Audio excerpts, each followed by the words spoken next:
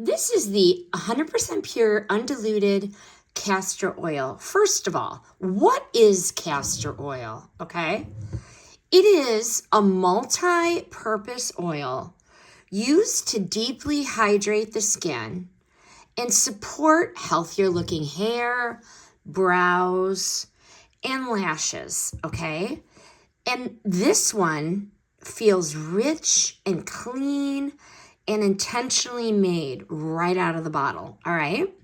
So the opinions in this review are mine based on my real use and my real testing of this organic castor oil.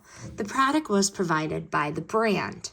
What I liked about it, it was deep, lasting moisture that actually absorbed. Okay, so literally you just need a little bit.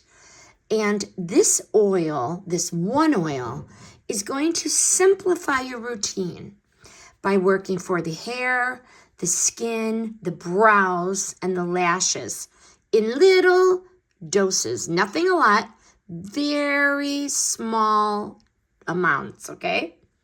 This is unscented and it's gentle enough for regular use without irritation, okay? So, after testing, my final verdict.